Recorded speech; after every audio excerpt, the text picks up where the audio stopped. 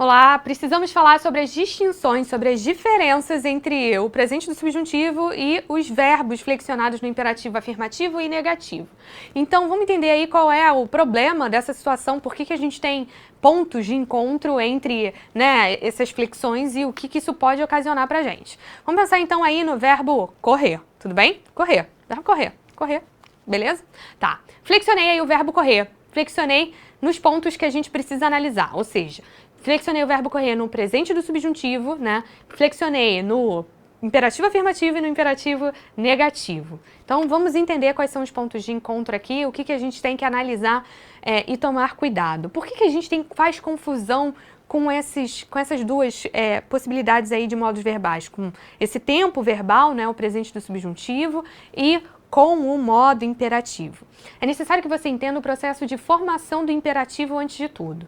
Olha só, quando a gente olha aí para o imperativo afirmativo, eu queria que vocês tivessem atenção ao seguinte. O imperativo afirmativo, nas suas segundas pessoas, são formadas, essas duas pessoas, segunda pessoa do singular, segunda pessoa do plural, né, são pessoas formadas a partir do presente do indicativo com a retirada do S final. Então, quando a gente olha para cá, né? A gente olha aí pro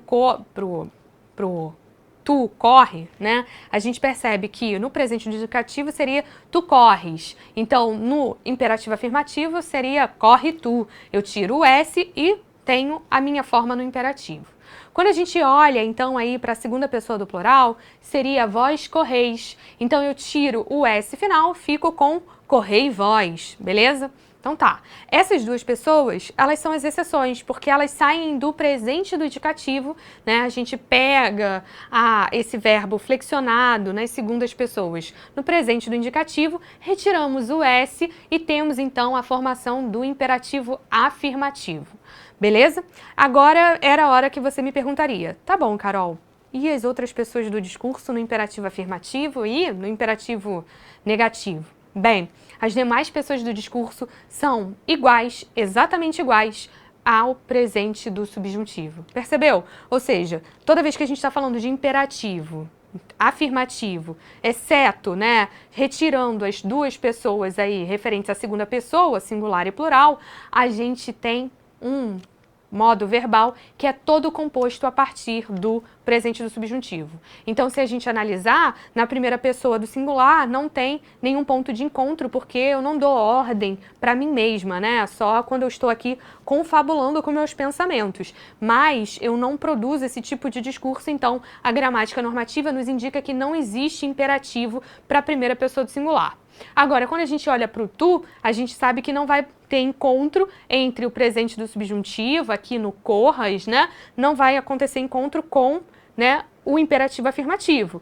Mas acontece quando a gente analisa aí, né, quando a gente analisa o imperativo negativo, né?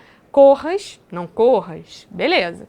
Aí, olha só, depois a gente tem aí, né, o corrais lá embaixo, que é na segunda pessoa do plural, a gente sabe que não vai ter encontro aí com o imperativo afirmativo, mas a gente tem um encontro aí, né, com o imperativo negativo.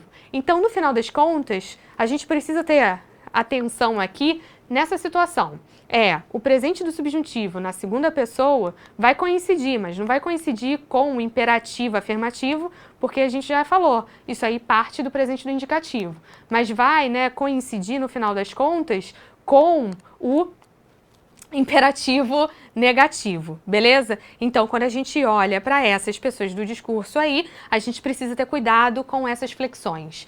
Tá bom, agora você pode estar se perguntando, Carol, beleza, mas vamos entender isso com exemplo? Será que você pode me dar um exemplo? Acho válido. Vamos lá, olha só. Se eu digo, por exemplo, espero que ela faça uma boa prova, eu estou expressando o meu desejo, e isso é uma característica do presente do subjuntivo. Ou seja, quando a gente usa esse faça aí, o que a gente quer determinar com esse faça é que a gente tem aí, no caso, né, o presente do subjuntivo. Eu expresso algo que eu desejo, algo que eu gostaria que acontecesse. Tudo bem? Então, esse desejo aí, né, ao expressarmos essa nossa vontade, a gente acaba expressando esse presente do subjuntivo. Agora, outra coisa é quando nós dizemos algo como faça o seu dever, Malu, de casa. Né? Faça o seu dever de casa, Malu. E aí, quando a gente olha para esse faça o seu dever de casa, Malu, a gente entende que aqui foi empregado o imperativo afirmativo na terceira pessoa do singular, fazendo referência ao pronome de tratamento você. E aí, o que a gente percebe, no final das contas, é que é esse imperativo de fato, porque aqui houve, né, o contexto de uso que faz referência a uma ordem, a um pedido, né? Ou seja, a gente só consegue determinar, né, a flexão desse verbo a partir do contexto. Eu preciso fazer análise de contexto, análise, né, da situação que está sendo descrita ali para conseguir entender se, né, houve o emprego aí do presente do subjuntivo ou se houve, né, a tentativa de dar uma ordem, um conselho, fazer um pedido a alguém, algo mais imperativo, né, fazendo referência aí ao modo verbal. Beleza? Contexto, então, aqui se torna determinante quando a gente está lidando com algumas pessoas do discurso.